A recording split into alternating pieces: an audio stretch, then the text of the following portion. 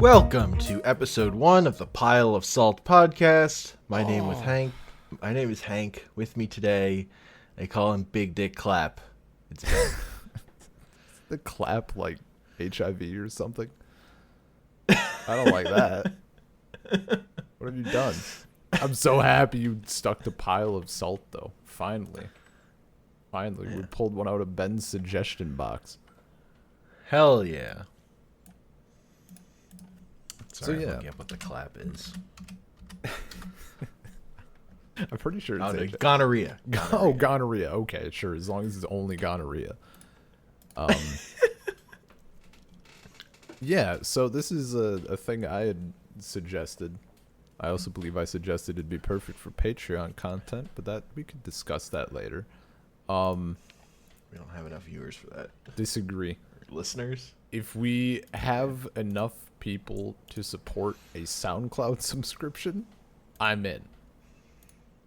I don't know how much a SoundCloud subscription is.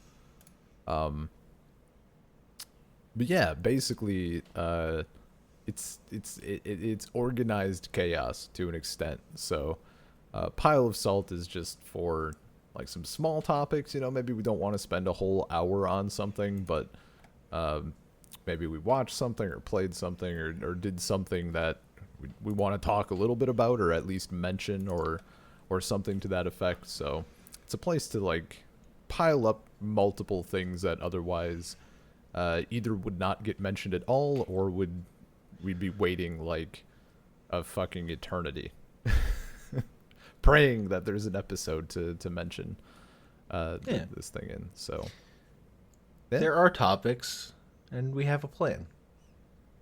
A very loose plan. Cohesive. Yeah. I mean, by plan, we mean we mentioned the things beforehand this time. Yeah. So it's not. We're just throwing it out there. Yeah. So I also still have a cough, so that's a thing. I'll try to lean out of the mic for it instead of shoving the mic in my mouth, though I do think that would be funny. Do we want to give the list of topics, or just dive in? No, because I might cut one if we go too long or something. Okay. I think we'll get to all of them, but okay.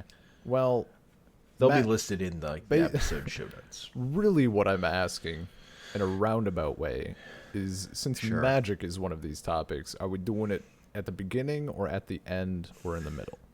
Because that's the one that could go for an hour. Let's do that one at the end. Okay. Because that's the one. That's the one I have the most to say about, but I care the least about doing. Yeah, kind of same. I mean, obviously, I could go for a fucking hour, but like. Oh yeah. I mean, I could have just done a magic episode. It could have been done, but I suggested it. I just want to get a more interesting podcast out there. Yeah, that's how I feel. Yeah. Do you want to start with one of mine or one of yours? I think you mentioned Jojo. Let's maybe start with that because it ties back into a recent episode. Sure. So right after that Jojo episode we recorded, I sat down, I finished it. I was like, man, I just want to watch something. I guess I'm going to just watch Jojo, even though I just spent like an hour talking about how I don't love it or whatever. My feelings on it didn't really change. That's why this is a mini topic and not anything else. I'm like, well, now I've seen all of Arc 1. Yeah, dude. Yeah, I was kind of just right about how I felt about it. It wasn't. Yeah. It's like really, it's really well paced. It like moves, but also it's fucking nonsense. Oh, and dude, I 100%. kind of don't love it. I do forget. Spoilers, obviously, if you've not watched, this is going to be a big one that I have a question about. Where does it leave off? Like, how solid is the ending? Is there a cliffhanger, or can you just like end here and be content and pretend nothing else ever happened? It like shows you the guy in the tree or whatever. I have no idea what that's. It like like the next boss for the next arc. Like it sets up that there's more stuff out there or whatever. Okay. But I mean, sure. Jonathan fucking dies. Dio is dead too. Like, Okay. but I'd forgotten that like having not like Speedwagon is in the next arc, and so is Arena. But I'd forgotten that Speedwagon was like that was the like character in the first arc when I was seeing him in the, or I didn't know he was a character. I guess when I was seeing him in the arc 2 stuff where he's just an old dude and no longer a Jojo character really.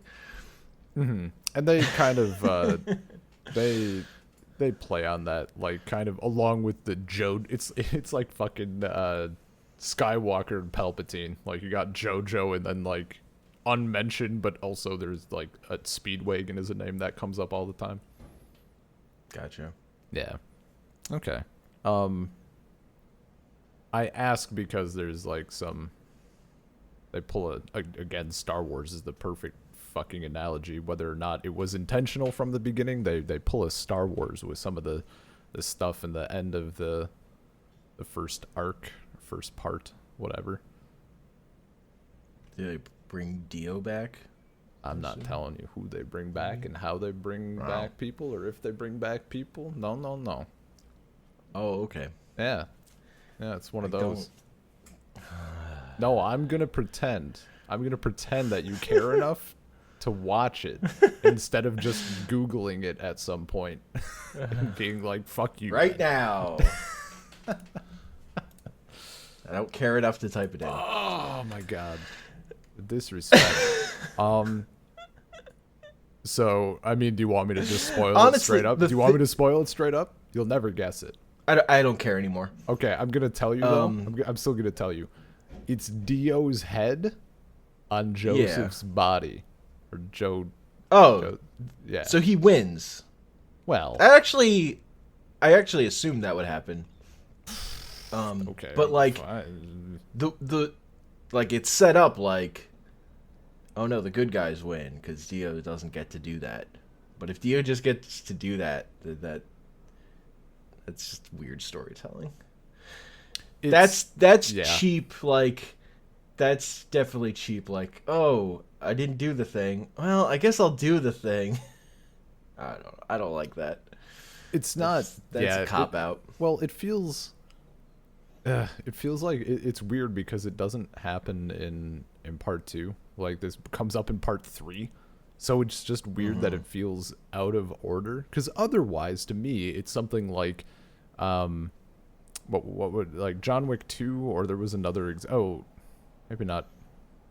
I mean, I guess it's, John Wick 2 is the good example I'm thinking of, but otherwise maybe like Pirates of the Caribbean 2, where it feels like they didn't plan for this, but then they had to restart somehow, and then after that, it's fine, and it's just a start to something. So, in that sense, I'm okay with it, because it leads to really good stuff, but it's just weird how late it happens. Man. So, yeah, it's fucking weird, but okay. The other thing is, like, the action in that show is not good. Like, for a show that's technically about fighting, and, like, it's incredibly stylized, like, they don't animate fights well. And that kind of kills it for me. Gotcha. Like, the dumbest shit in the world is the fucking, I'm going to dislocate my shoulder to punch more use of Harmon. Because they can't animate it. They can't visually show what's happening. They just show the arm, and then they have people talk about how he punched a little further because he dislocated his shoulder. Like, they have to explain it because it doesn't look like anything. Yeah. And that's terrible. It's really bad. I mean, yeah. I think that the only reason that gets maybe not better, but like acceptable later is because you get like just maybe not all of it, but like those moments of dialogue, like the fucking, and it's a meme now, of course, but the like, oh, you're approaching me. Like it's so fucking good just watching that, and you're like not expect like it's ridiculous. I don't know. I can see how it would be infuriating. If you're not into it, it would be the most annoying thing in the world. Yeah, it's just dumb. It's just dumb. Look, I don't. Anime fan service is trash unless it's ripped dudes. The trope of my name is what the fuck is the guy's name from Sword Art Online? What's the main character? I don't remember. I don't know. My name is Mary Sue, anime protagonist. I am 13 years old. And it's like clearly a 26-year-old or some shit.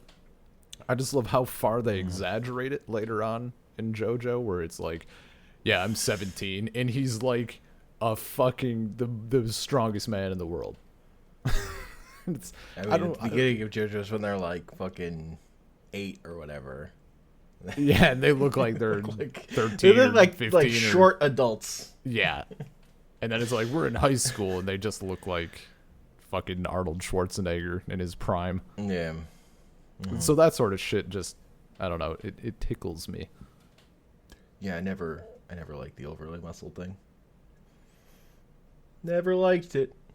I don't like was it. Into it. I don't like it if it's like a 30 or 40-year-old or something. But when it's like a teenager, then it's just hilarious. Peak comedy. I don't know. As a kid, I definitely found like normal humans boring. Like if I like preferred characters that had like some kind of hood that didn't even show they had hair or something. If they had to be a person, A hood or no, maybe like Captain America's mask or whatever. That's fine, but just like a normal human. I've gotten more okay with normal human heads, but ripped bodies just. Ugh. I mean, not into it. And again, I fucking love Dragon Ball Z, but the parts of Dragon Ball Z I love are not the parts where they're like just shirts rip off and they're super muscular. Those are not the parts I'm into. Would it tantalize you to know that at a certain point you cannot tell if Jojo's hair is his hat or if his hat is part of his hair? They just blend that shit right in. I just wanted the fights to be more interesting. Yeah. If it's going to be a show about fights. And less like every other anime where they just like do a move and then have to explain it for an hour. I think there's a fair bit of that. It's skewed because in part 3 it just at a certain point it is just monster of the week. And it just, all of it kind of feels like a slog with, like, moments that are really good in between, but... Yeah, and that some of those loses the point of what I even think is interesting about the show, which is how heavily plotted it is. Yeah, like, dude. it just blows through plot. It's, again, also isn't my favorite. I want character interaction more than I want anything else in these shows, but... It's at least, like, notable how much plot happens. Yeah. Like, I don't know, like, people were So, I checked the TDP Discord only to find that people have been talking about Digimon on and on. I'm like, fuck, I missed it. I jumped into that. But, like, and just, like, David was in there saying, he thought it dragged, that it, like, took 25 episodes before they slept in the mansion at the beginning. I'm like, that's episode 8. You're just... That show is incredibly tightly plotted. It's like incredibly formulaic, but like something happens every episode. Like, at some points it's dragging because it's formula and it's every episode, you know, one child is getting their thing and they're finding a crest or something as part of the monster of this week. And it's like not a lot, but it's structured progression throughout the whole series. Yeah. And like the episodes where stuff isn't happening are some of the best, where it's more about like they're trying to get to a thing, but also they have to eat. And Mm-hmm. we gotta find food, man. They spent all the money they had in the world at McDonald's.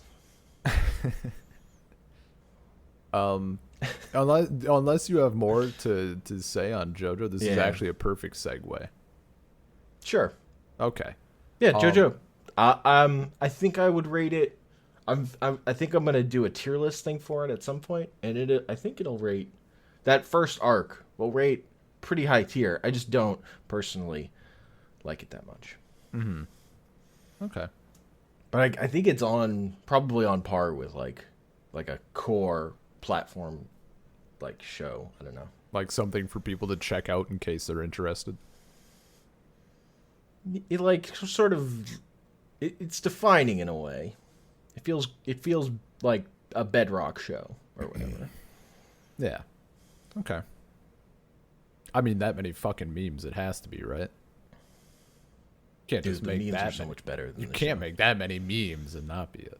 I mean, I agree. The roundabout in particular is Oh, it's it's so I'm so mad. it's I'm so mad disappointing as about the hell. roundabout thing. They fuck it up so many like they don't even do it right. They just bring it on when the credits start. They don't Yeah. build into it sometimes. Yep. Yeah. No, it's awful. What are they doing? Like Who's fucking driving this boat? people saw untapped potential there and they ran with it, and it's great. Yeah, so I recently binged through a show I literally never fucking heard about at all, called The Owl House. I gotta say, it's one of the, like, in terms of cartoons and shit, it's probably the most stoked I've been on any like recent cartoons. Of course, there's only one season of it out, so that may change. Uh, it is by, I think, Dana Terrace. She was a storyboard writer for Gravity Falls, and actually Alex Hirsch, the creator of Gravity Falls, is he does a couple voices in it and stuff, and I think he's also somewhat involved but not entirely involved in the writing process. But it does take a lot of notes from that show, which is great. If they keep it at a tight like 2 or 3 seasons, it's gonna be fucking phenomenal. If it drags on, it could be rough. So it's about a girl who's like super quirky and gets made fun of at school, and her parents are like, why are you so weird? You're bringing like snakes into show and tell and stuff and whatever. And stumbles into like the demon portal that goes to basically a world full of witchcraft and like dudes with eyeballs falling out of them and that sort of thing. So kind of a like a slightly grosser but not entirely serial unfriendly world. So she meets a witch and becomes an apprentice and all this other stuff. And the plot fucking bumps. It's fantastic. Like, it doesn't dick around, and there's like a nice clear progression. And I think one of the most important things it does, and because a while back I was feeling like, what if there was something out there that was kind of like Harry Potter, but it was good, and a show that I could watch? And people had recommended Little Witch Academia. Have you ever seen any of that or tried any of it or anything? Nope. Okay. I probably don't recommend it. I think it's fine, but the thing it did that really annoyed me was you have the main character, this girl, trying to be a really good witch, right? She wants to be the best witch. And it did that anime thing where she keeps learning lessons and technically learning things, but never actually becomes better. Like, there should be this progression and we should see her getting stronger, but it just doesn't fucking happen. And it was infuriating. Yeah. But in this show, she's like, oh, I want to learn, like, I need to learn new spells and stuff. And, like, sometimes on camera, sometimes off camera, she's, like, learning things and you can see her, like, progressing. And there's, like, actual development in the main thing that she wants to do in the show. And it's great. And the characters are really good and there's a lot of interaction. Particularly, there is a relationship that's like the development is, I think, incredibly good. So it's very good shit. Yeah. I don't got too much more on that. I just binged it, so I've been wanting to like yell about it. Yeah, Not a very back and forth thing. I did recognize there's like her mentor is this old kind of crazy witch lady. I forget the chick's name. She did the voice of BoJack Horseman's mom. Was I think where I recognize her from. I said it in movie stuff. These are definitely reference to two animated things I haven't watched. Gravity Falls. That's right. I've seen stuff you haven't. Freaking True. Get on my level. Wendy Malick. Wendy Malick is her name. Also, apparently the Owl House unseated a museum that's been around since 1976 or something in South Africa called the Owl House. But now that new show is wikipedia.org/wiki the _owl_house, and that other one is relegated to Owl House Museum. Ooh. Any controversy? I don't know. No, I don't see any controversy articles on Wikipedia. Literally just looked at the Wikipedia article for Owl House and saw, for the museum in South Africa, see the Owl House Museum. Wild. 300 statues, including owls, camels, pyramids, peacocks, and people. Huh. Yeah. Wild. Also, apparently the Owl House is a Disney show. It is. Yeah, and see, that's the other thing. If it was like a Netflix original, I would have lumped it into that for when we eventually get to it, but it's not. So I can't go there. Other people make cartoons. What? I mean, not enough that I've seen. Children only watch Netflix now. Who has TV? Oh, also Disney Plus. Those are the two things children watch. And YouTube. Ugh. And I'm gonna Twitch. start on YouTube. Or Twitch. Gross. Yeah, no. Parents not paying attention in those dude. cases. Yeah, it's rough. But yeah, that's all I got. If anyone's looking for a new cartoon to do up with some great relationship and character building development stuff, highly recommend. It doesn't fuck around, and it's nice to see actual development in people. So, yeah. Character arcs. Imagine, right? They're neat. It's like the opposite of all the anime I recommended. except the Gungrave. That one has character arcs, but everything else is. Look. Yeah, that one unfortunately just looks like garbage. Mushi, she has tree arcs, and they're just as important. Does it have tree arcs? I mean, there's like a couple of episodes that Like, there are any trees that to come back? Look, there's a couple recurring characters. Like, this tree was evil, but now trees together sometimes. Now this tree is an ally in our fight against this other tree. Got him. Anyway. Hank, did you mute yourself? Or did you just, did I disconnect? Really hope it's not my turn to edit. Are you back? I never left. Oh. Was I talking? Nope, I couldn't hear you. Okay, well, I couldn't hear you, so I was chatting. It's okay, though. I put in some good filler. Basically just said I hope it's not my turn to edit. Probably is. Great. Fantastic. Yeah, so what'd you say? You got your next topic? Yeah. You can go to my next topic as garbage truck goes by. Roguelikes Ooh. exist. Yeah, they do. and I was playing this roguelike Star Renegades, which is a JRPG roguelike where it's kind of it's a like a time loop thing where you have to stop.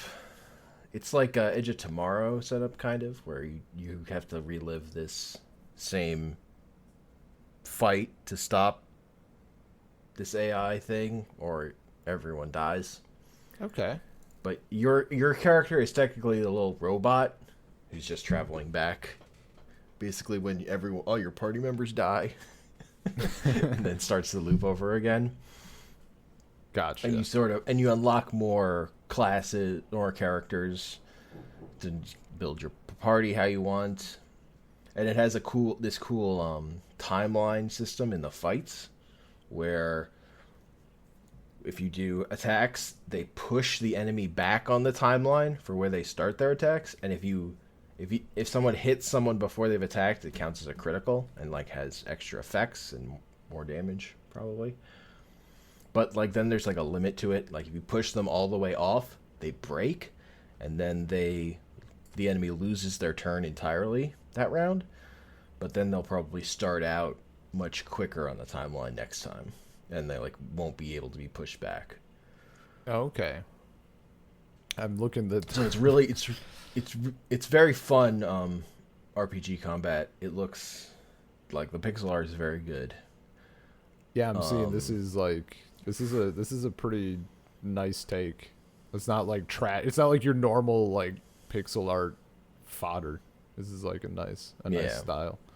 Mm-hmm. And then it also has like at the end of there's like you can do like you can break through 3 barriers during a day, and then it'll go to nighttime, and you like walk around a little if there's like loose things to pick up. Well, that part's kind of pointless, but then you camp, and you have like cards. If you camp, that are going to give bonuses or restore health, and it builds up like a relationship bar between the characters, and then they'll like bond together, and like get bonuses that way. So nice. It has like little heart meters that fill up. That's cute. I mean, I'm a slut for social. Is there social links? Yeah, and it's on Game Pass. Oh, okay. But its big problem is the runs are just too long, I think. Gotcha. Like, it just takes too long to do a run. And also Hades has hit 1.0. Yeah, and I haven't gone back to that. And I was thinking about, like, roguelikes are bad, though. Because the Star Renegades would be better if it were a straight-through game, and Hades, if that were a straight-through game, I would have beaten it already. But I haven't started it up again because I know it's a roguelike, and it's going to be a thing. These games are both great, and I love them, but also they're roguelikes, so I don't play them as much as I would otherwise. Yeah. I think I actually also dipped back into Hades. It's kind of wild how like it hasn't changed that much from its initial early like access all the people who are playing it for the first time and are like, "Oh man, early access must have helped this game so much." I'm like, it was already fucking great. There just wasn't all of it. It helped, but like, yeah, they literally were just kind of like adding the finishing touches.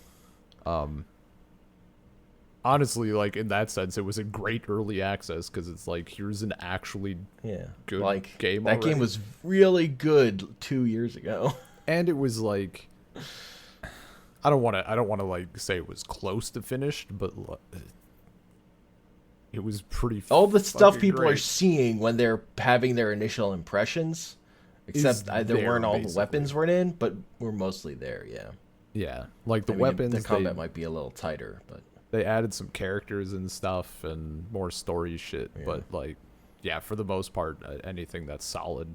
Like, turns out the music and visuals were already fucking amazing 2 years ago. Supergiant, very fucking good. Yeah, no, it's There's some cool stuff. Like I'm kind of glad that I didn't go too hard on it, and like kind of happened with Dead Cells. Burned myself out a little bit, and then they changed stuff, and I think it's better, but I just don't quite care enough anymore. But with Hades, like I'm excited to dive back in and give it a better chance. Yeah, but I don't know if like the stuff that like the better visuals and like these like compelling off the gate combat systems serve roguelikes particularly well, because I feel like roguelikes, it's really what it's if you're just looking at it as a roguelike, it's gonna live or die based on synergies of like and variation within the run. And I don't know if either of these games have enough of that. Yeah, And I feel like Isaac benefits from kind of looking like shit, so that you can easily make more of that stuff. Just like have more of like a content, like quantity over quality in some respects helps the genre. I feel like.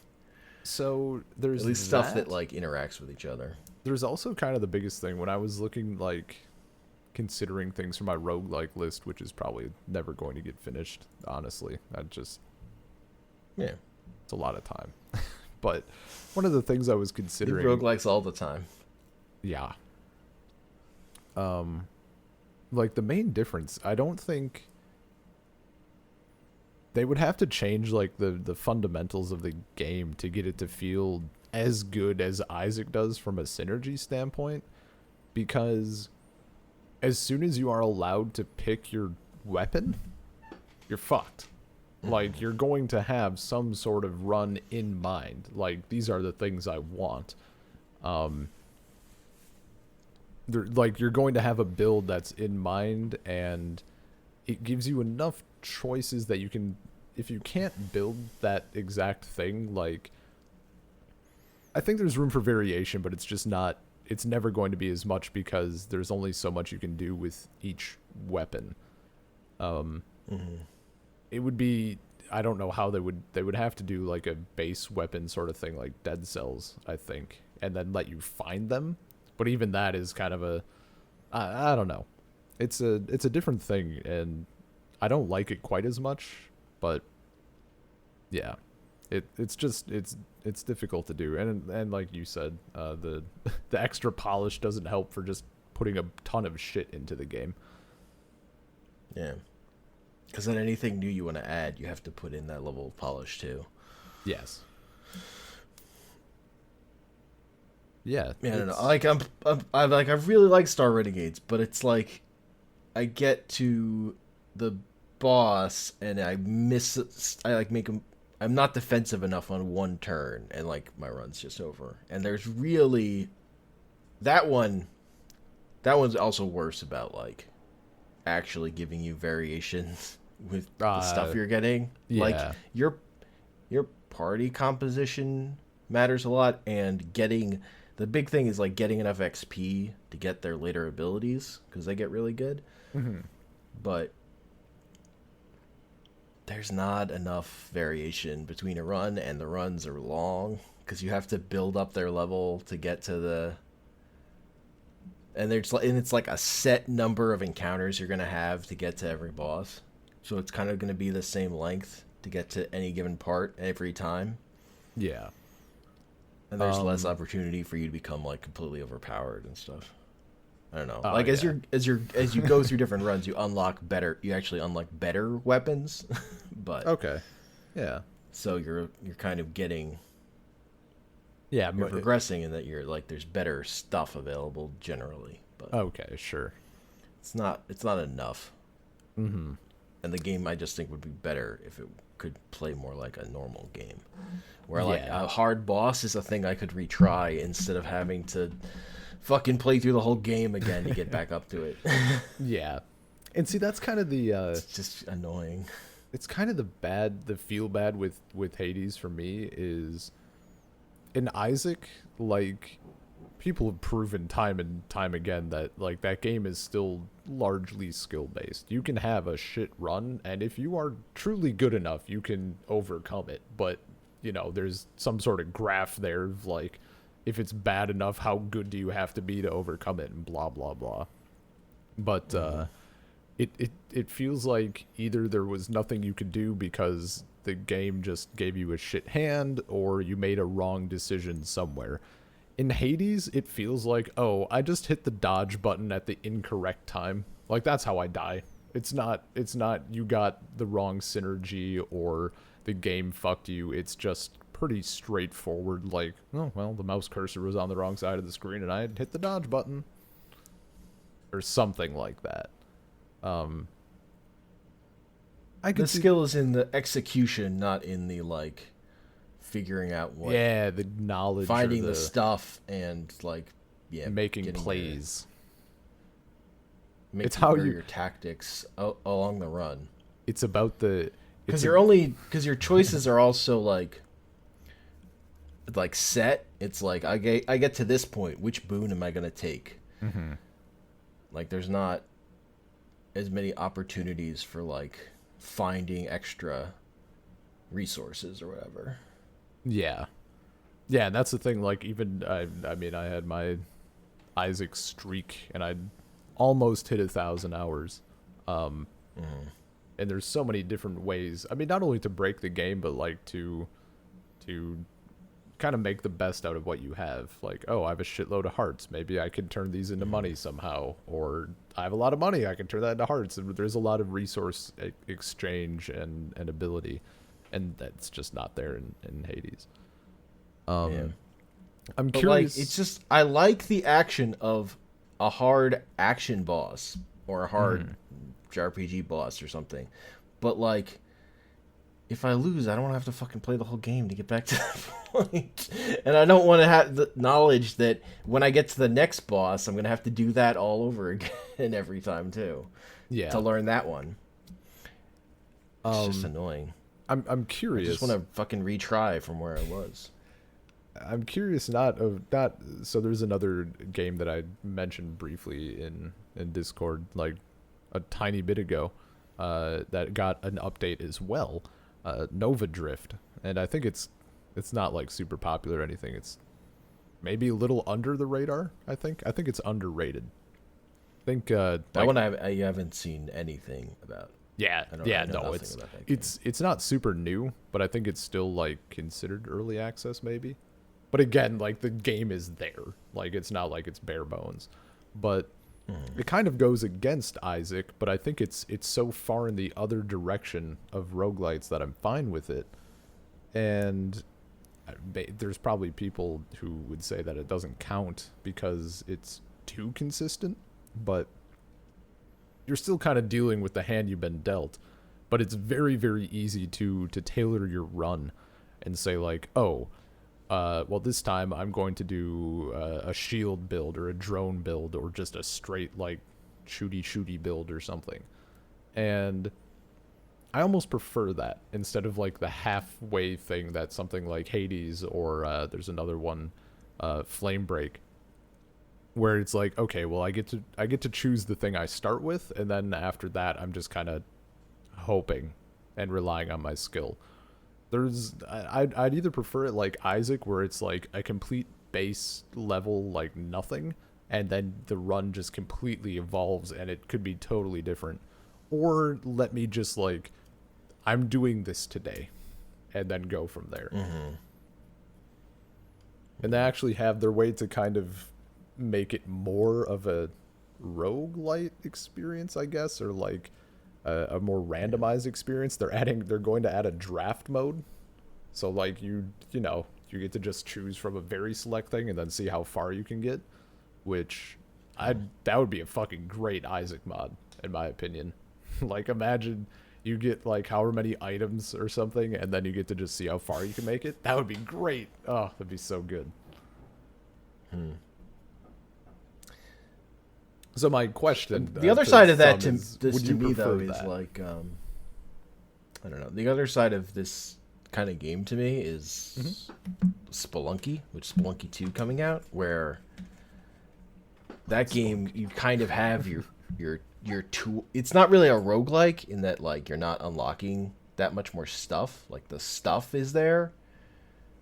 And it's not really about synergies. It's just about like a simple amount of tools and your controls. It's like that one I'm more okay with because it's not about like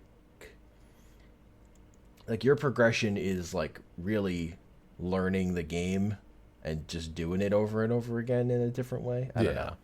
But it's not like an RPG on top of that. Yeah, yeah. And it's kind of that like combo of like we expect you to do the same thing over and over again and it's an RPG where you're progressing. Somehow like that doesn't ease the sting of it to me. It makes it more annoying. Cuz it makes it feel like I have to play it over and over again. Yeah. Rather than saying like feeling okay with like whatever my time with this game is my time with this game and then I'm done. Like I give up at some point or whatever. Sure. Yeah, that's I don't know. Maybe that's kind of like Dead Cells for me, I guess. I'm done. I've seen enough. I haven't got to the true ending yet, but Yeah. I mean that's ultimately with every roguelike. There's some that make you like want to do it though. Not for me. There are some that, well, I guess it's two different things. There are some that make me want to do it, but I still won't. Like I really want to. Man. Maybe the best example is like Monster Train. I want to put a ton of time into that game, but there's just other shit that I want. Yeah, like whatever. I got to the end of Slay the Spire when that game didn't have an end. Yeah, right. Yeah. I mean, I beat the heart or whatever when that was like the furthest you could go, and then I never really went back to it when they added more.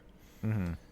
I've gotten to the like fourth area or whatever. It's I don't like it. I mean, I'm a baby at that game, but like it was so exponentially harder than the rest of it that it just felt weird. So game is still great though. I guess the other while we're on roguelikes worth mentioning, or roguelites if people care about the distinction, worth mentioning that Binding of Isaac Repentance, that Steam page is up. Pumped. It's been absolutely hilarious watching the weird overlap of people who follow it enough to be excited for the DLC, but don't follow it enough to know that it's based on the giant Anti-Birth mod, and they're like, man, I hope it has this in it, or like, I wish they would show more of it, and people are just like, hey, go check out Anti-Birth. It's literally that. Oh. Kind of weird, but that's not that interesting to me. Repentance? But I haven't played Isaac in a while. Oh, yeah. I don't really feel like I'm going to go back to it anytime soon. That fair. Game is neat, but whatever. I had my time with it. That's totally fair. I'm just happy it's happening, because I don't have to choose between Anti-Birth and Afterbirth Plus anymore. Fair enough. Yeah, I don't know. My take on roguelikes, I wish they were not roguelikes. Except Isaac. It just doesn't benefit the way I play games. Mm-hmm. I mean, yeah, Isaac. I respect Isaac the most. Isaac is the one I respect the most, because that one has synergies in the way you need them. Yeah, whatever. Like to the extreme degree. I guess. Yeah. I guess I've heard Gungeon got there eventually. It wasn't there when I played it. Yeah. I haven't picked it back up. I picked it up a tiny bit. It's there a bit, but it's still not nearly to the degree that you'll want, I think. Like, part of the fun for me and Isaac is, like, sometimes you get a really strong synergy in the sense that it synergizes strongly, but then it totally fucks you. Nice. Yeah. Yeah, Mom's knife and if orbital. like you're It's making bad. that kind of game, that has to be the focus. Like these games that are focusing on like cool other things, I just wish they were other game like normal games. Or had a Like like strict progression, head saves. Just want like I save at this point and then I don't have to like fucking redo everything every or time. like some sort of like a roguelike mode. Yeah, sure. Cuz I could see that with Hades, right? Like if it had the roguelite mode, but then there was a thing where it's adjusted to just play through and see the story. It might have a baby mode that where you can just play through it. Actually, It has the it god might. it has that god mode, Yeah, but it does make it much that easier. yeah. That I'm not. I'm not. It's I still want not hard boss fights. I just don't want to have to do that hard boss fight 10 fucking or have to like replay up to that hard boss fight every time I want to do it. I want to learn. Yeah, I don't know the exact specifics. I know that the god mode thing is like the more you die, the easier the game gets. So I hate that. in theory, it like I don't know if there's like a thing like, oh, up until you beat this boss, and then the thing resets. I have no idea. Like I like hard games, but I don't like hard games that like then I have to waste my time to try the thing I want to try again. I want to be able to try the thing immediately over and over again. Oh, dude, yeah, no, you're talking about my Hollow Knight experience. I see.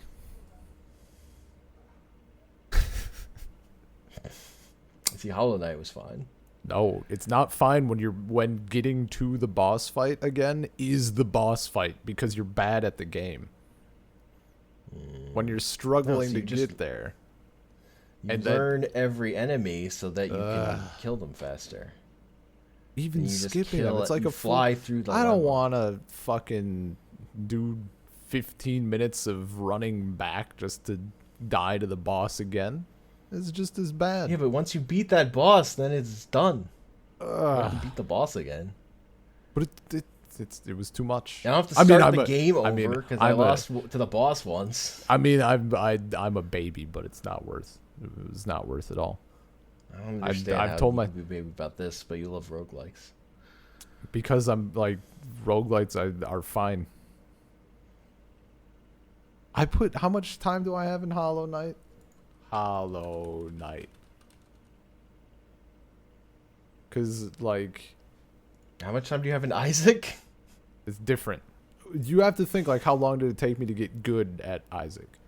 Or get to a point where I felt like I was like I could see myself continuing to get better and like the frustration sort of stopped. So I got like 9 hours in Hollow Knight. I just didn't see a point where I was going to stop being frustrated at each new thing. And it's not, I mean, it obviously is not a roguelite, so you can't just hope for like the god ability to get you through it. You have to rely on your skill, and I'm Oh. shit, so. No, that's it's a me problem. I've stopped being tricked by Metroidvanias. I really like Indivisible looked great. There's no way I'm buying it because it would be a mistake. I'm trying to be better about buying games that I won't play. I keep getting fucking suckered in. Peter even asked me the other day, he's like, "Are you doing Hyrule Warriors 2? Like the Breath of the Wild one?" I'm like, "Absolutely not. It looks amazing. I love to tell myself that I would play it, but there's no way." I'm trying to be better. Same for Super Mario All-Stars. If they come out with just Sunshine, I'm in. But there's no way I would play that all three of those enough to bother with it. I'm being a better person. Kind of. In some ways. No, if you're a better person, you would beat Hollow Knight. That's what a better person would do. I mean, I've thought about it. I've thought about going back. It bugs me that I'd have to start over again. Probably. Why? I mean, I don't know where I am, what I'm doing, or what any of the controls are anymore. I would feel like I need to start over. I don't know. It's hypothetical. I want to like that game. I really want to like that game because the atmosphere is so good and the music is so good and the visuals and everything else, but just bad at games. I'm bad at games, Hank.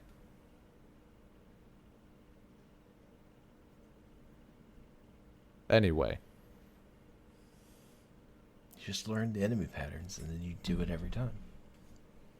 You would think. Easy. You would think. I had to look up. Eventually, I got sick. I forget what boss I'm even at. I got so sick of it and had to look up, like, was I doing something wrong with, like, the upgrades or whatever weird things? And people gave suggestions, and it felt better. But then I got to the boss again and just, like, got wrecked anyway. I don't know. Maybe it's been long enough that, like, I've grown as a person and my gaming skills have evolved and I could go back and be good, but I doubt it.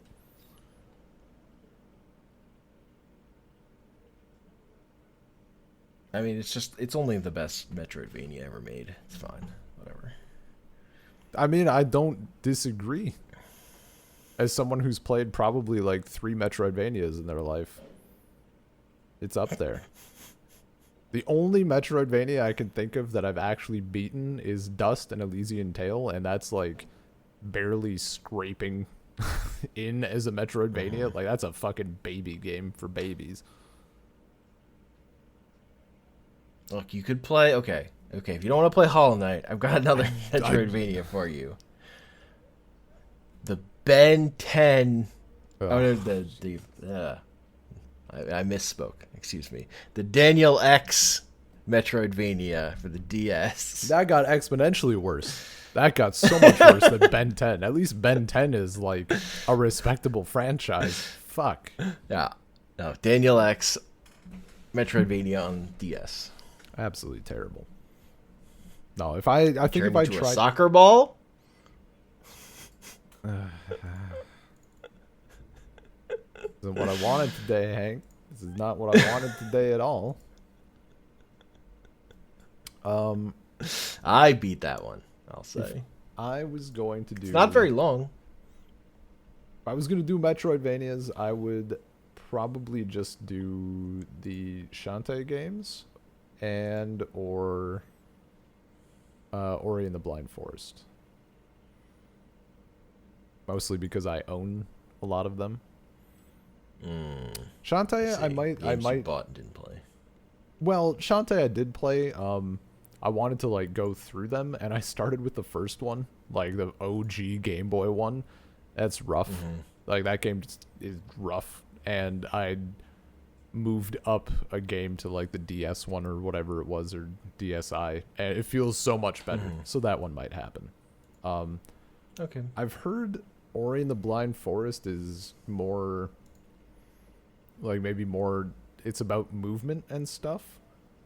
So I think it's like maybe a bit faster like to get around places. Yeah,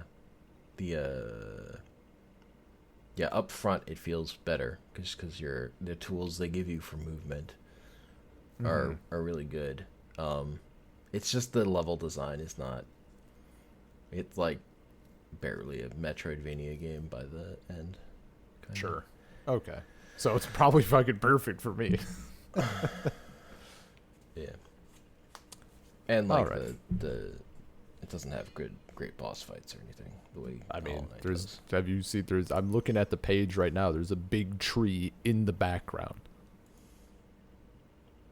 That's true. Maybe you'll just love it because it's a tree instead of being inside a bug. The setting will like offset it enough. Hollow Knights is still really good though. I cannot possibly overstate how dope Hollow Knight is. Like, Hollow Knight is so like every part of Hollow Knight, and the atmosphere and everything. It's so fucking good.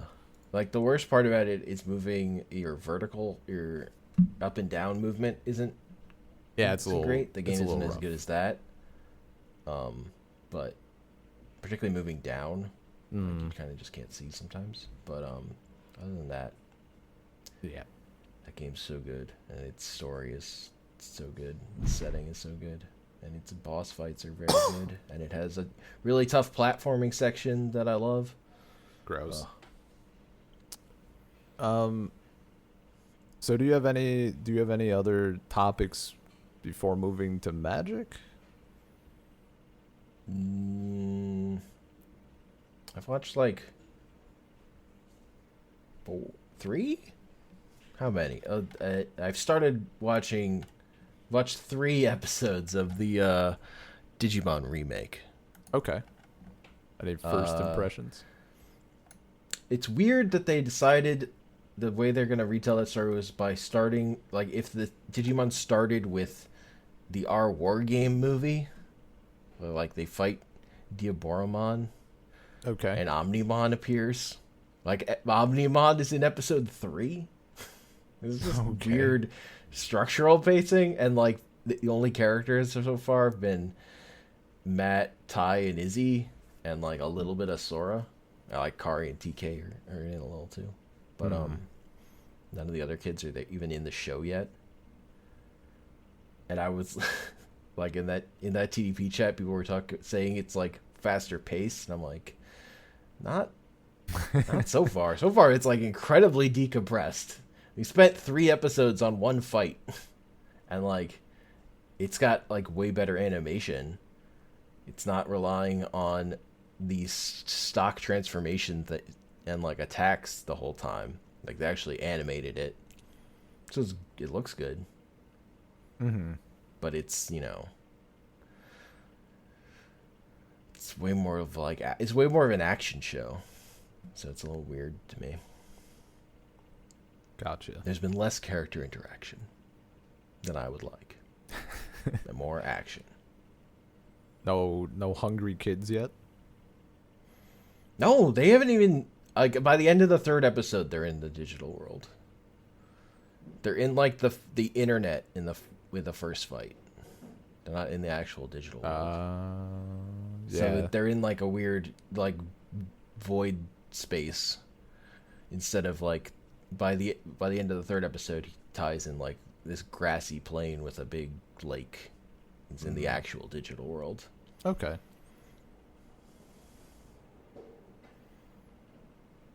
It's odd so far Yeah. the way they're doing it. With having not seen an ultimate, but I've seen like super mega, a fusion mega. Like it's just weird of like how you're gonna pace out your stuff so that the stakes feel real. Yeah. Oh, I don't know. I don't have like a strong urge to check that out or anything, really. I Mm-hmm. guess maybe like if it pops off at some point, I would be down, but Yeah, I don't know. I'm liking it more than I like Try, which was the like sequel series they made a few years ago or whatever about the kids being a little older. wait, this isn't try? Hold up.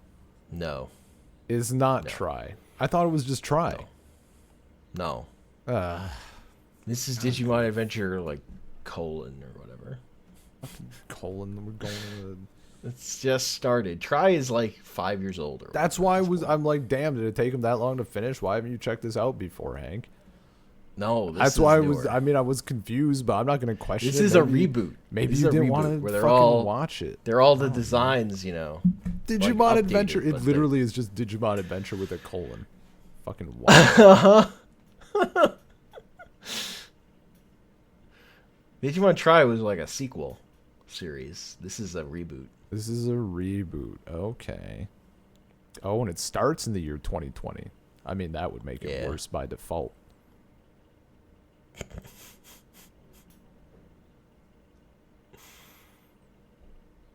Because Wild. like technology matters to Digimon. Like what phones they have matters. So when like they made Try, it's like they all had to have like phones appropriate to that era. Or Yeah. whatever. So they had like flip phones or whatever. I don't remember. I don't remember what they had. It's a Digimon is a time capsule. So Yeah. a reboot actually kind of makes sense in terms of updating that stuff. Okay. I have like I don't know. far less interest. I in also, this stuff. like I honestly enjoy having a Digimon show aimed more at kids than at like Digimon Try was a little too horny. Fair enough. A little too much. Like, why are we having a like sauna fan service moment? I don't need Hell this. yeah. You've made me Please less stop. interested in this new thing and more interested in Try. Great. It was also more angsty. Like they were more angsty about murdering Digimon. And I'm like, come on. This is season 2 bullshit. Just fucking murder the evil Digimon. It's fine. Yeah. They're giant monsters trying to destroy. This isn't that complicated. Yeah, this The evil guys try to launch a nuke at Tokyo. We're good. You can just murder him.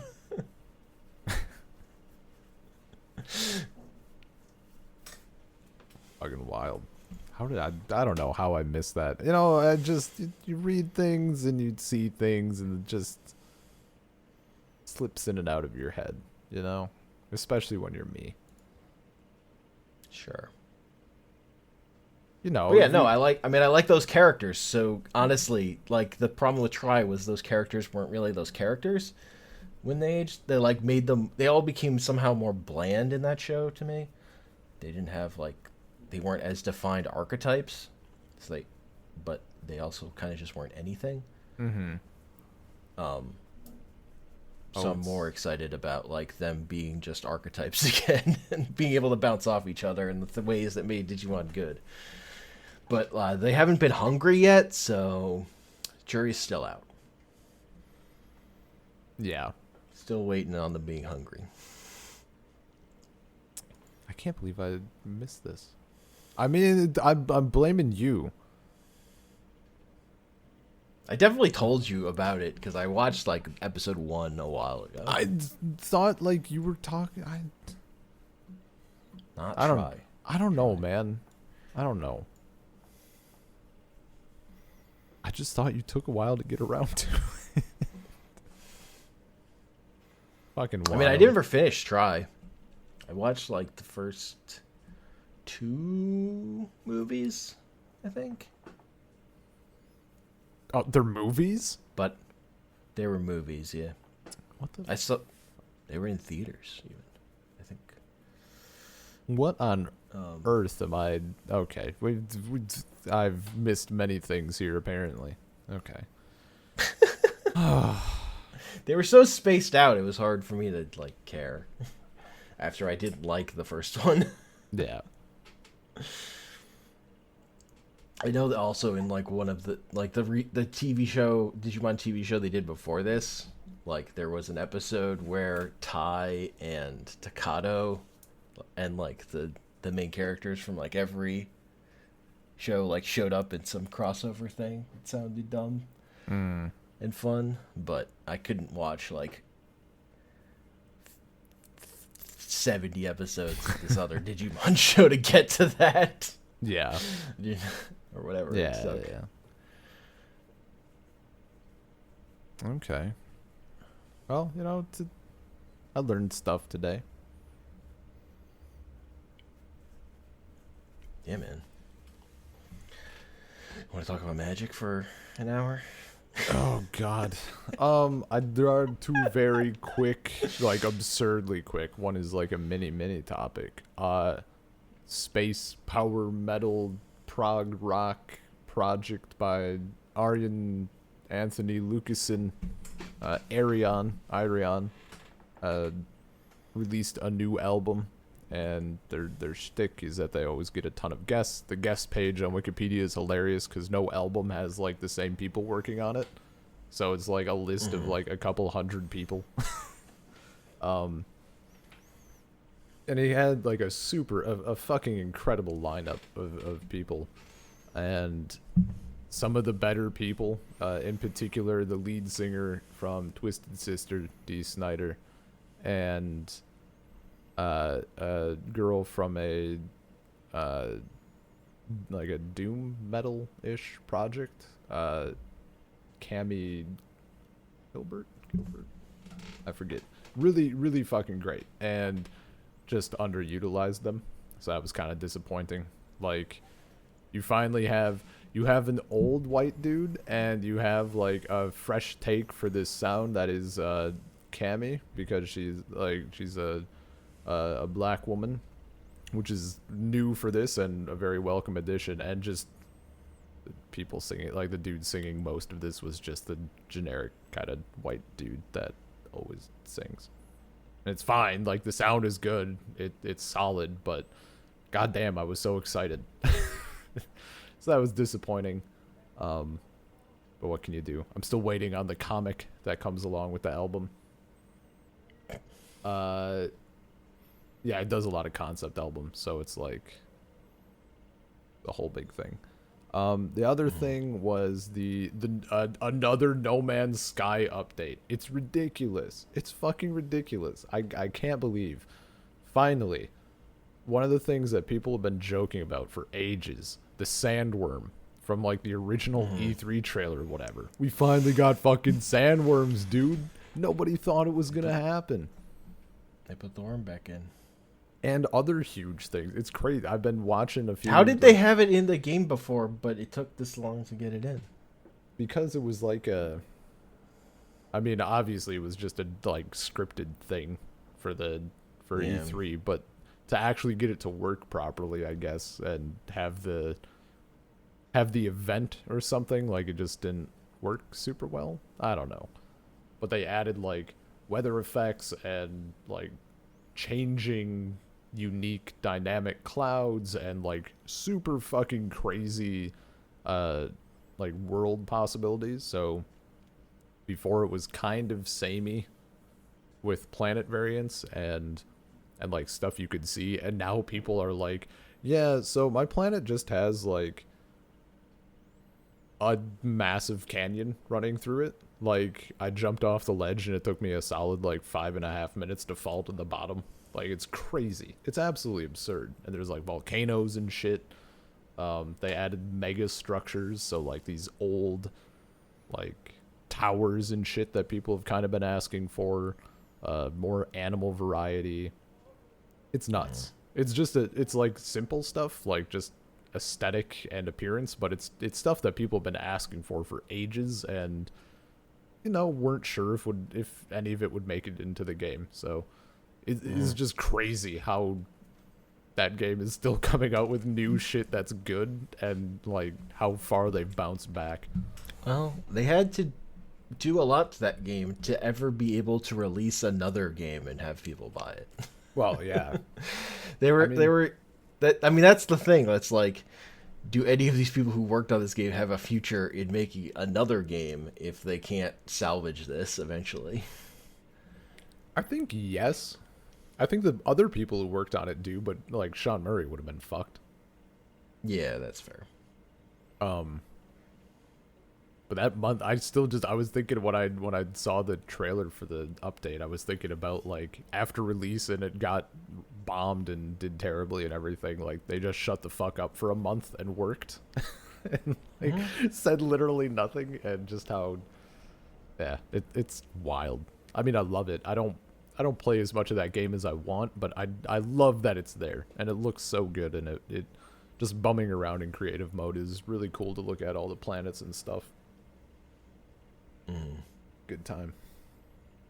Man, I just don't like blind exploration enough to like that game, I think.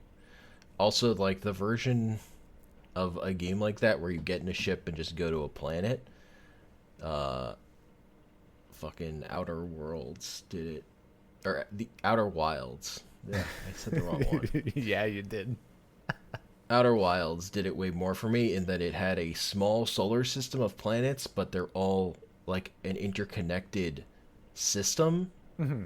Like that, it's like a solar system that's also a puzzle box. Yeah, don't and go that's too just deep way cooler to me. that one's on my list. I've been waiting for I got that Epic Games coupon. That might be my next. Yeah.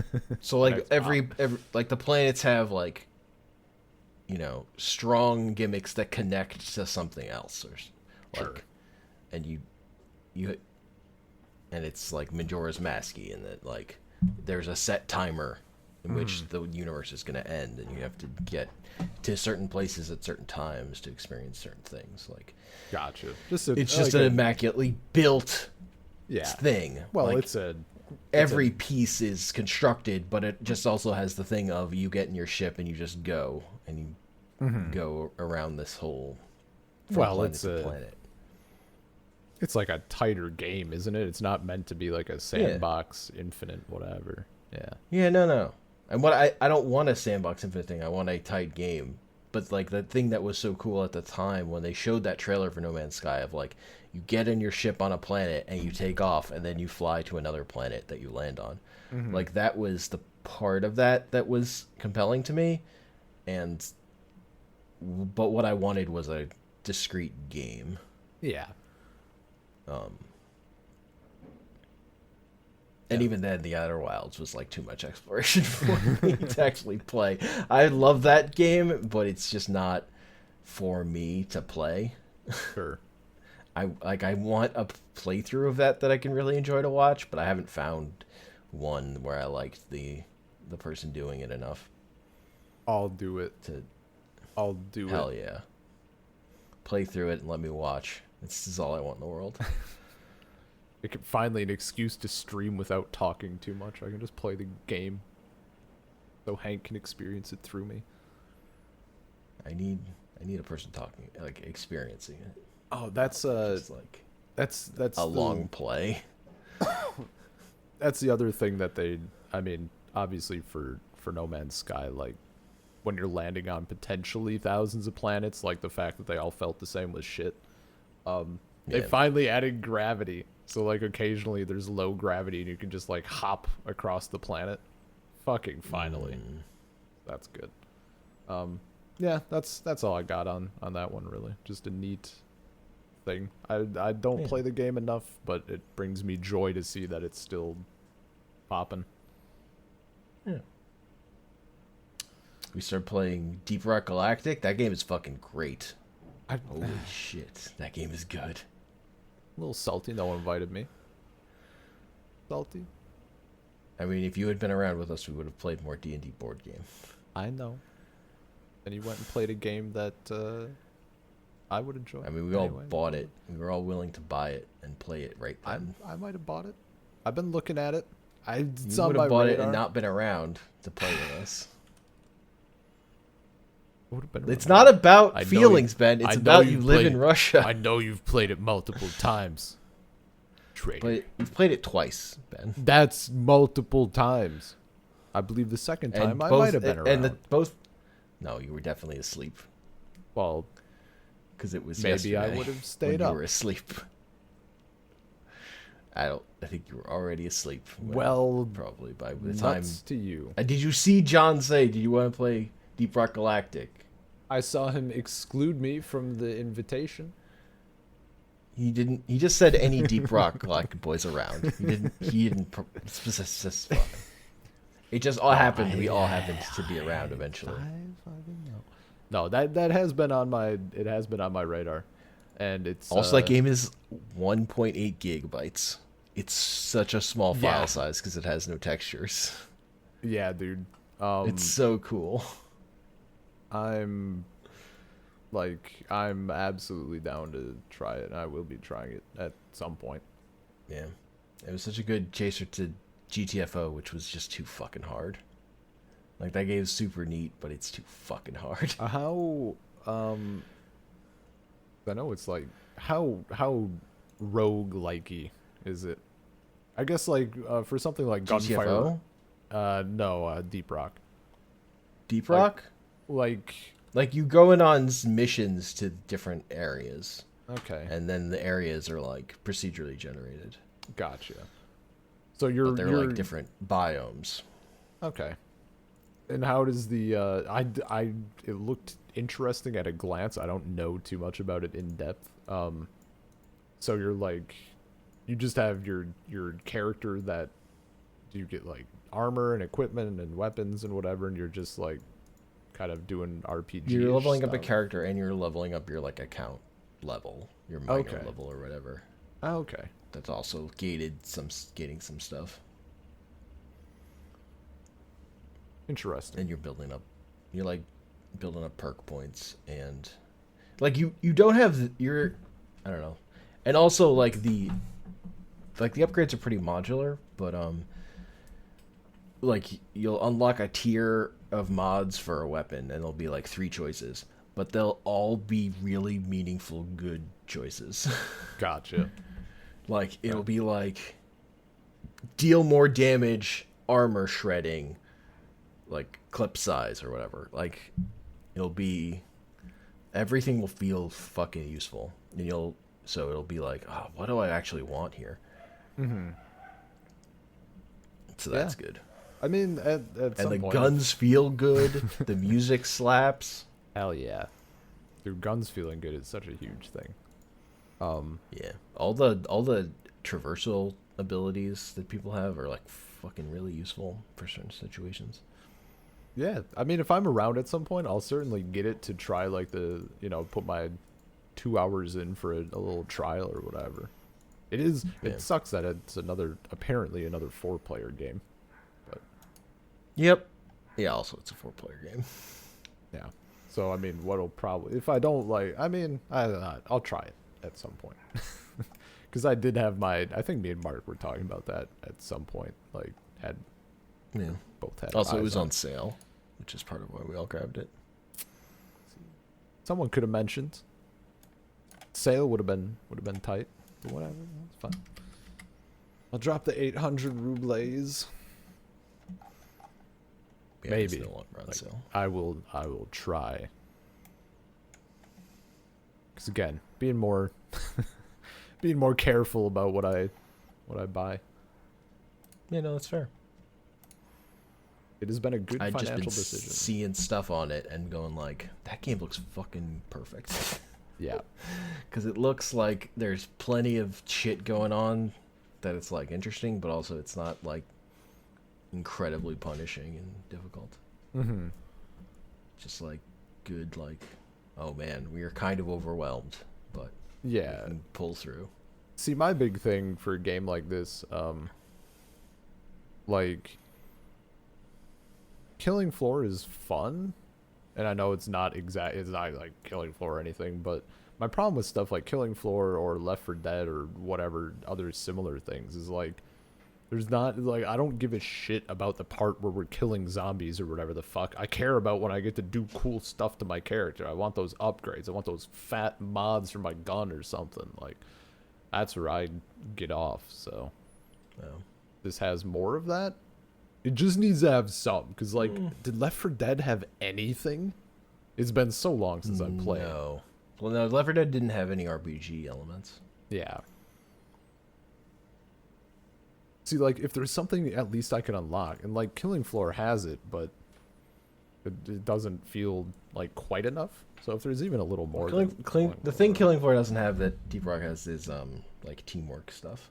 Yeah. Like, this is, like, we're on a job, and we're working together. Yeah. Like, yeah, I see helping each other out class-based and as stuff. a defining tag. Yeah. So, yeah, I don't know. I'm definitely down to try. All right, well, Magic. talk about Matt. Not too long. No, please, no 2 hour. 40 minutes. Here we go. 40 minutes. I Hey. cut it down from an hour. No, hey, please, no. I got stuff to do.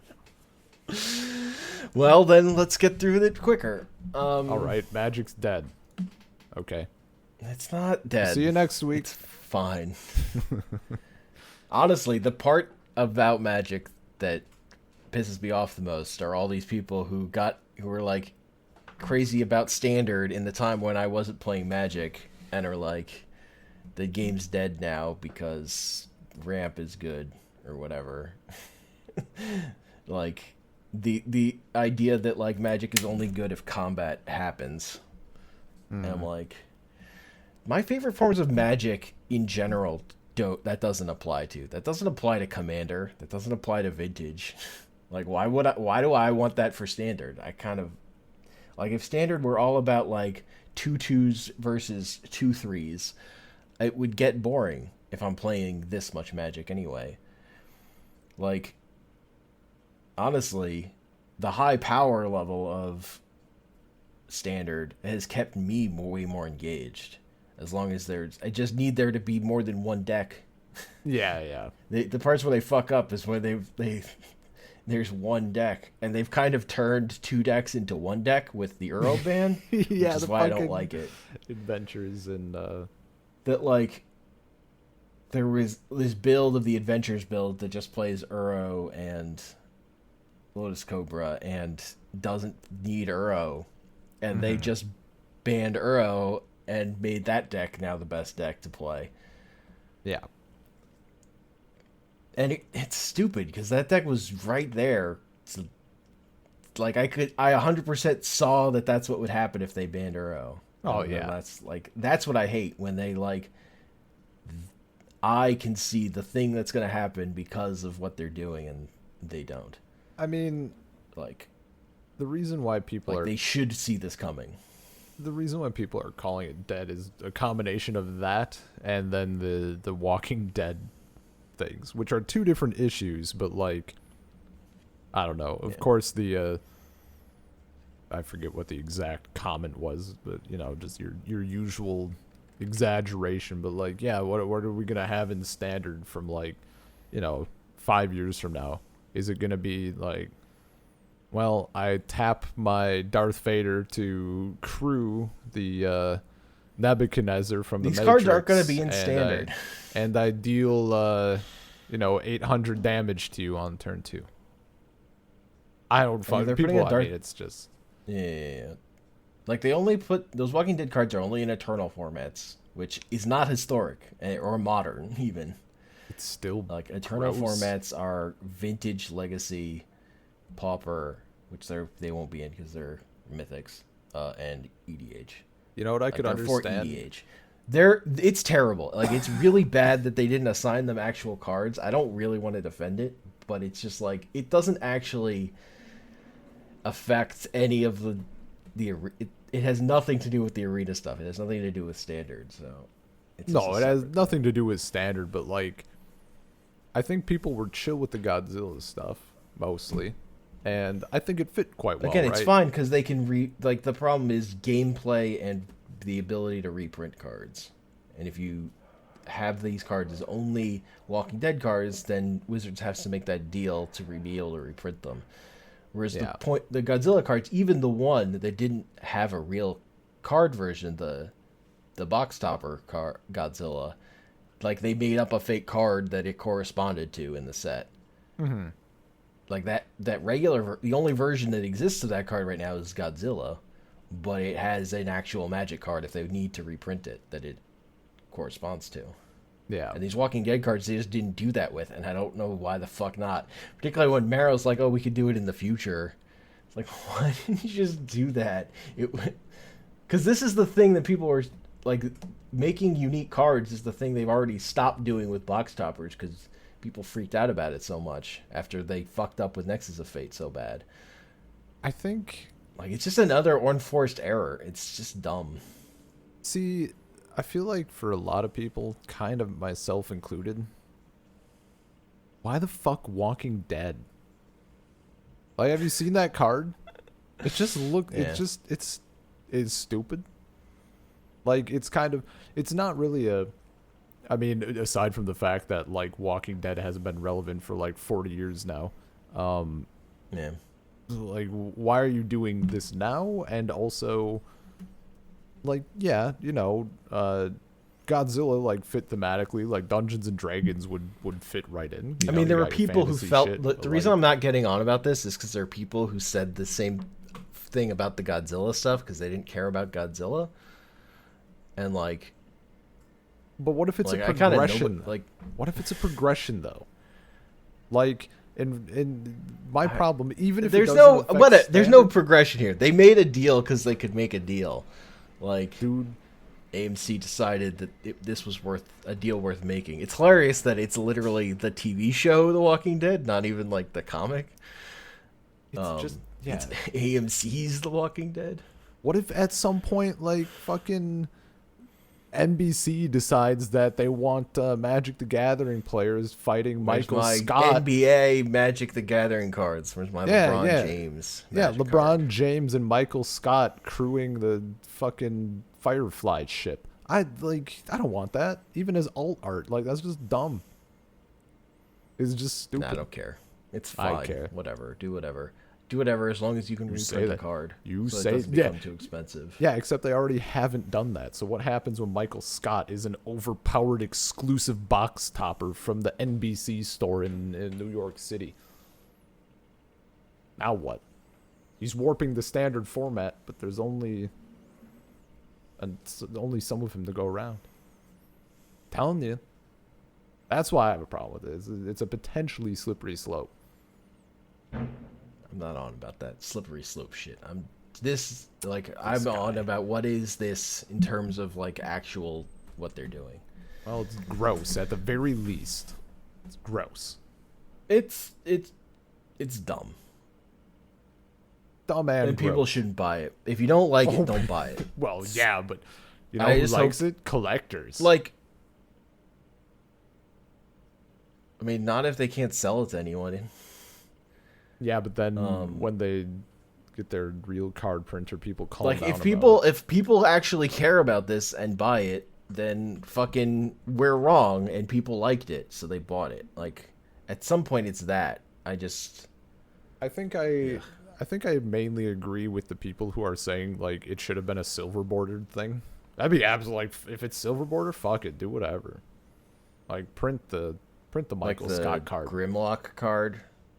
They have there was like a silver border Transformers card. Yeah. Or like its ability was transform this card and a Transformers toy that's near you. Or like they have haven't they had Dungeons and Dragons shit, or like didn't they have My Little Pony cards or something, or was that just the skins in Arena? They weren't even they were card backs. They were like sleeves basically in Arena. Okay, yeah, no, there's the actual cards though, I think. Are there? I didn't think there were actual cards. But I don't care enough, so I don't know. Well, part of my problem is I can't tell if these are real or fan-made. They're probably fan-made. Oh, nope, here we are. No, it's real. Okay. Okay. There's like one or something. Four sorry, actual cards? Three actual cards. One of them is double-sided. Okay. I think it was was it for a charity? Yeah. Funds for Extra Life benefiting Seattle Children's Hospital. Tapping that brony market. But like those I'm fine with because silver border, they're other Hasbro products. Well, sure, that too. So like they can reprint them fine. Like that makes sense to me. Like the Walking Dead thing is just fucking weird. It's weird, yeah. I think the comic style would even be better. Like, just something. It's so weird that it's just a dude with a bat. Look, man. Over the years, Magic has learned people love humans. Ugh.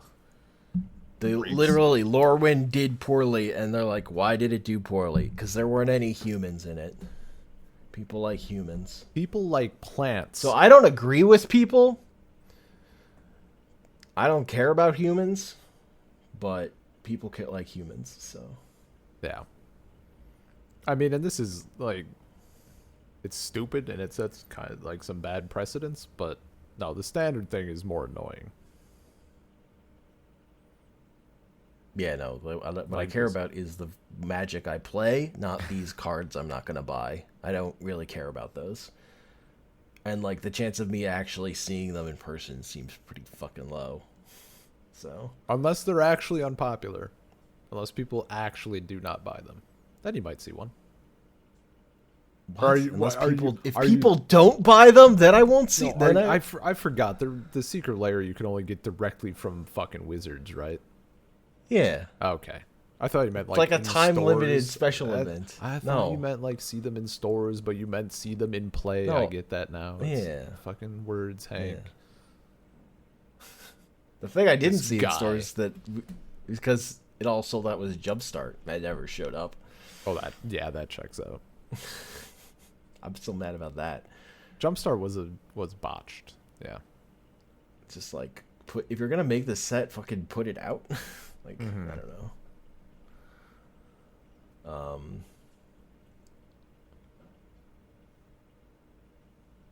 Because I just care about cards getting too expensive if people want them.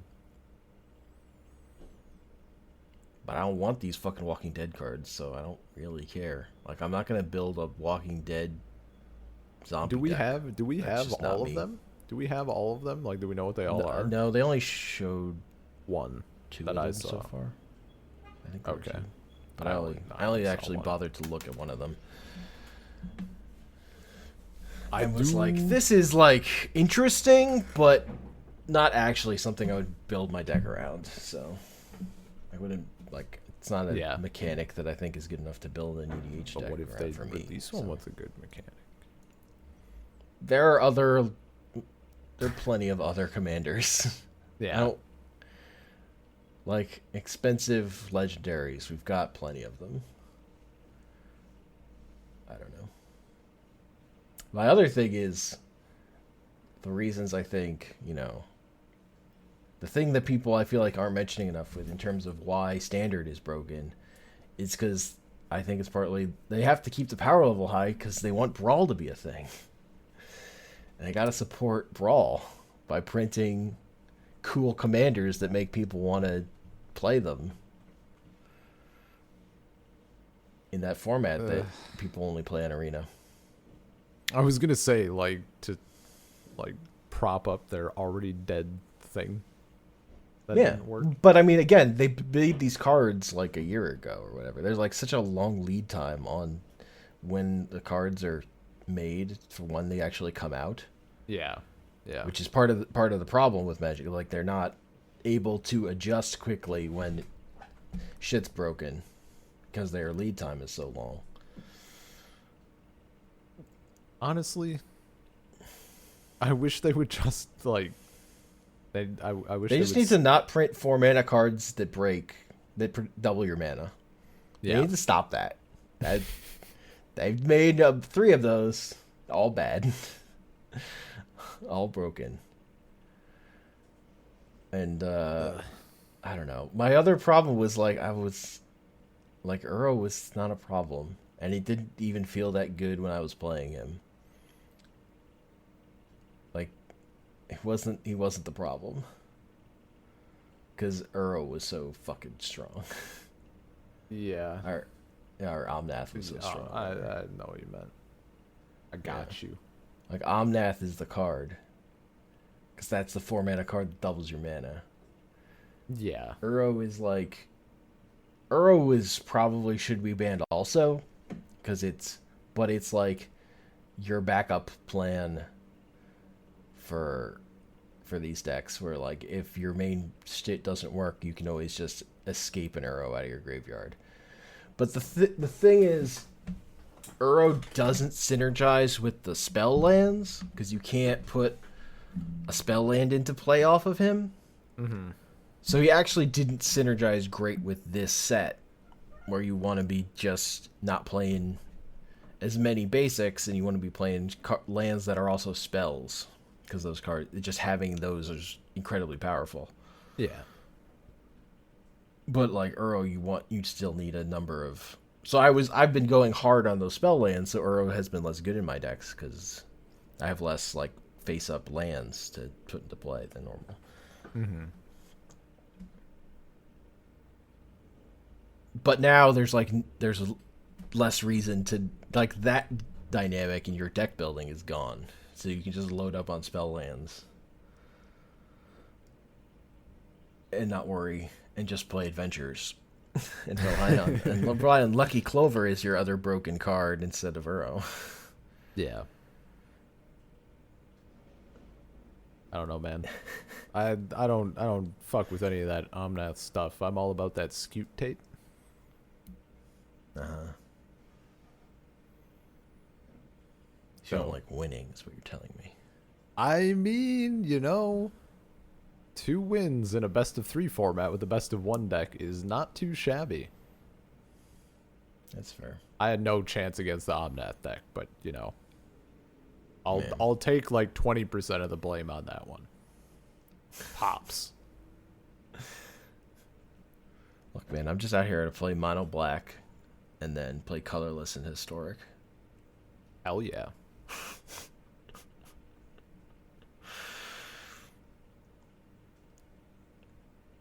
Oh, that I've done. Yeah, and then there's just also the shit of like these cards then trickle into like the non-rotating formats like right after the fact. So like you don't people are just playing so much Magic with these cards that they get infuriated by them that much more. Oh That yeah. like you get completely sick of Omnath in standard, so you go to historic and get really sick of Omnath. Yep. You get really sick of Nissa, and then you get really sick of Nissa. Or Teferi. I don't know. Teferi was the one that broke me. Yeah. Yeah, I don't know. I just think people are playing so much Magic. It's hard to deal with it. That's why they have to ban so many cards, because like the distance from people figuring out what the best deck is to literally everyone playing the best deck is like fucking there's like no lead time. Like not only are people able to solve the format really fast, but then literally everyone's able to spend their wild cards on the best deck immediately or whatever, like or a larger percentage, so that the format becomes homogenized way faster because of how the wild card system works versus like card availability problems. So the broken shit is that much worse immediately. Because like if you look at older formats, there's plenty of broken shit that it took them like a year to ban, just because like there was less Magic being played, so people took them longer to figure it out. Yeah. No, when you're only playing a few games. Yeah, or like you didn't have these internet databases that compile all the stuff that's winning every time, so people's like bad ideas don't get disillusioned way faster. Like it used to take until like the Pro Tour at like the end of a format for these formats to get solved, and now they get solved before they're even out. Technically, Along with them being obviously solve faster and more games being played, I think are the primary things. Do you think people get less upset about it when it's happening face to face? no. No? No. Okay. I mean, there's so many people that are like, I play it for the social element. I'm like, have you ever met a Magic player? Why would you play this game for the social element? But people say it, so I'm just wondering if maybe like they're less inclined to be garbage bags, but yeah. Meh. I mean, I think the social element made like the people who are in that scene, like literally before this happened, they would say the only reason I'm still in this scene is because of the friends I have that are also in it, like that go to these same events or whatever. Like the reason those people, part of the reason they stick with it is like that they make friends that they see at those events. Yeah. So now that like that's not part of it, they're that much more burned out on the game. I just hate that like I'm trying to listen to Magic podcasts because I love the game, and the people who are doing them that are like that I like respect, like they just sound done with Magic. It's just, I want someone who's like just is like energized by what the game is now, and I don't have it in my life. Yeah. And I wish I did. I don't want all these old washed people. Cuz I don't have a problem with like Magic that's not built around combat. I don't need us to go back to fucking incredibly low powered boring standard sets. It's actually not what I want. So Well, I mean, the exact term I saw getting tossed around was people just want meaningful combat interaction, right? Like, oh, I have to block strategically, and there's just like not nearly as much of that. Like even in the game, Yeah, I the don't care about that. eh, Like, I don't like games where you're gaining an incredible amount of passive life. That's not great. well, yeah, that's But my thing. but I Like, don't need. I don't.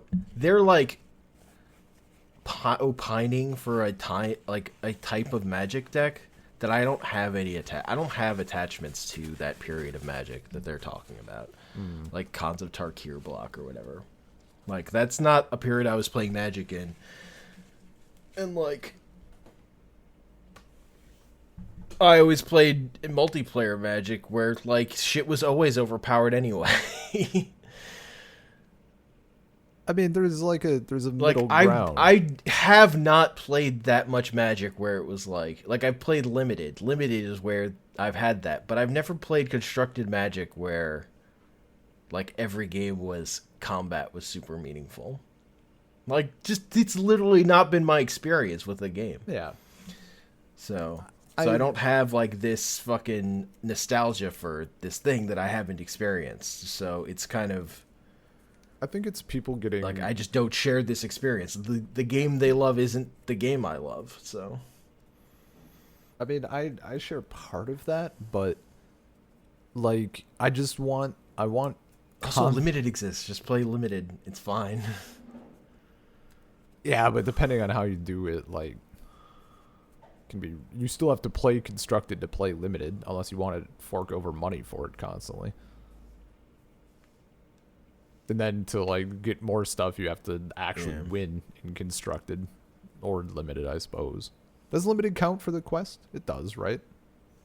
Or for your daily wins? So I believe it does. I haven't played Um, limited in so long. I don't know anymore because I find that form of magic kind of boring. it's yeah.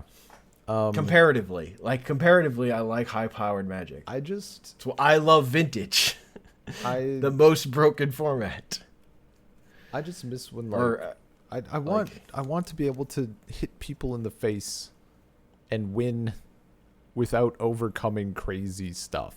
Like even my little Scoot Tate deck against Omnath, I was not doing badly, but it turns out when I'm hitting him in the face for 4 and that's how much he gains twice a turn, I can't do anything. I just can't, not unless I had popped off first somehow due to him getting fucked with mana or like all the Teferi stuff and everything. Like your stuff is bounced. Now I'm going to like everything else just felt.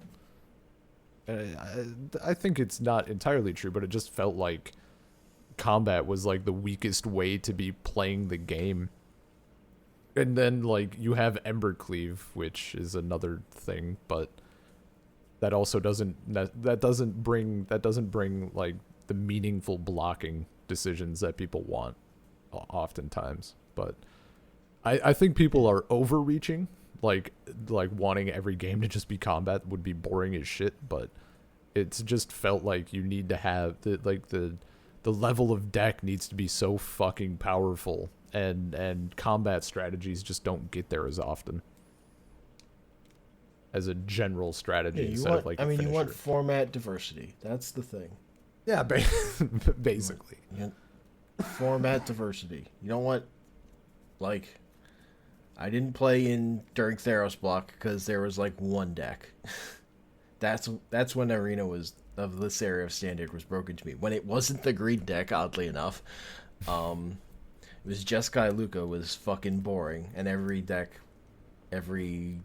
was like the only deck worth playing. Yeah.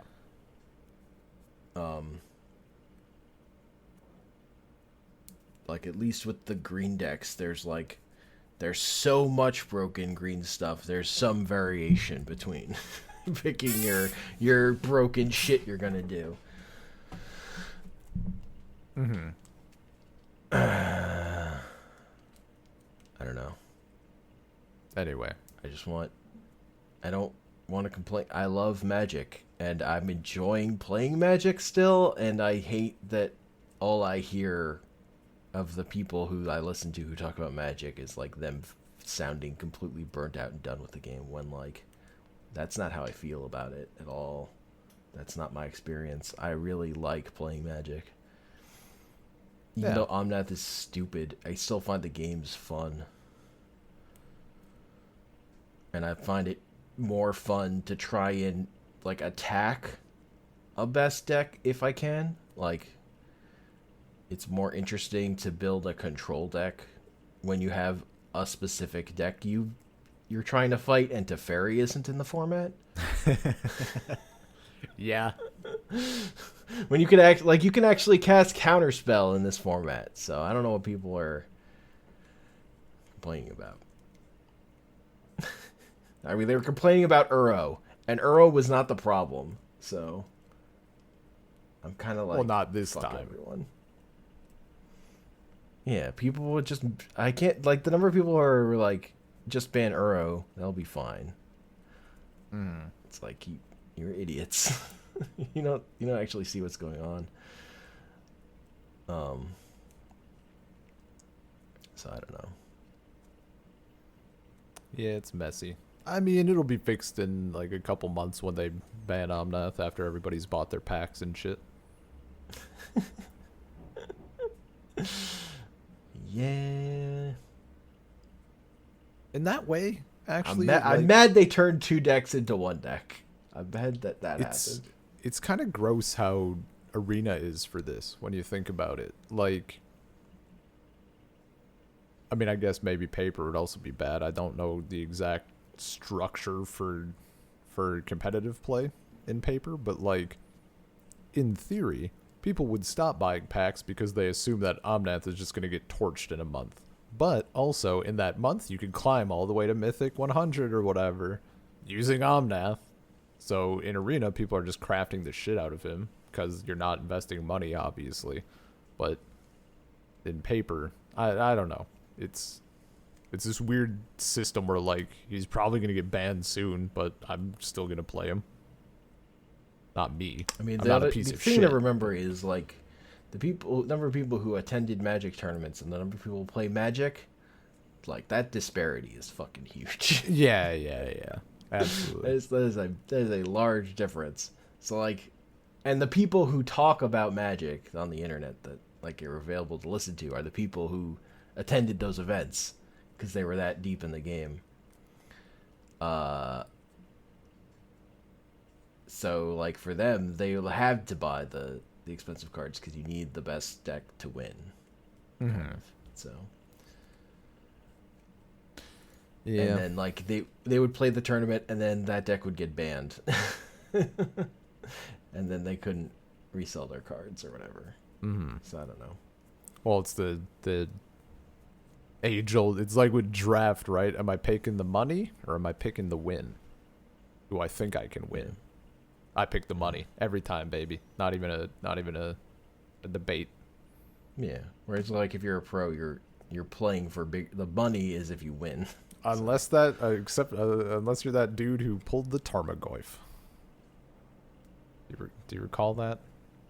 The whole No. big. Oh, some dude in a draft pulled a foil Tarmogoyf at like the peak of its what's the word I'm looking for? The peak of its value, I suppose. Yeah. It's existence in the format, and it's foil, and it had the stamp on for whatever format they were doing because of the event. And it like he knew that its estimated worth was like $15,000 or some shit like that. Like it was absurd. Wait, what? I think it was crazy. 15. Was it 15,000? Tarmogoyf. It was 15,000 or wild. Okay, if you're talking about that much money, then yeah, you just take that. That's worth enough money that it's worth. I think it was 50,000. It was ridiculous. I'd have to find it. It was an absurd amount of money to the point where like any sane person would do it. He caught flack for it because it didn't fit his deck, and it was like late. It was like pack 3, and people were yelling at him for it, like all these fucking nobodies. And it's like, would you would pass up 50,000? No, you fucking wouldn't. Oh my god, it's so dumb. Whatever. I'd never heard about that. It's just ridiculous. Yeah, it was because he like flat. You know, the camera is looking at them or whatever, and he like flashed it to the camera. Yeah. He knew what he was doing. Uh-huh. Just ridiculous. Value drafting, baby. I think he still won. He like still did super good, or came in second or third or some shit. Yeah, fair enough. Yeah. Anyway, almost tricked me. Basically a 2-hour podcast, Hank. Oh, sorry about that. Hell yeah. We just do it at the end. I never learn. Yeah. I never learn. Keep telling myself. More importantly, I keep telling Anya, it'll be a short one. We'll keep it tight. No. We'll keep it tight. It'll be like an hour. Maybe an tight. hour 15. It's fucking 2 hours again. Hell yeah. Pile of salt, baby.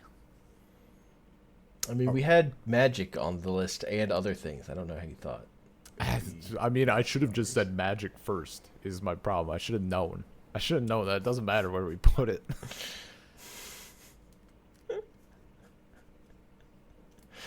Are we doing... Magic is good. Magic is good. I'm a little... I don't know. I haven't even been playing enough of it to get sick of it, but I can't wrap my head around those couple of decks that I've been enjoying. So I'm just, But anyway. Are we, I was looking at those Omnath skins in the shop in that Lotus Cobra, but I'm like, but are these cards just going to get banned? I mean, probably. And they probably still will get banned. Ugh. Are we doing a sign-off? Are we just ending? Yeah, sure. No, we can do a sign-off. We had a plan this time. It's not about being too tired to do anything. Okay. To live. Salt Circle Podcast at gmail.com. Find us on Twitter at Salt Circle Pod. We're on Google Podcasts, Apple Podcasts, Spotify, Stitcher. Various places your podcasts are found, and I'm on Twitter at Comic Panels. I'm on Twitter at Dr_Atheist. Yeah. Hell yeah. Salty pile.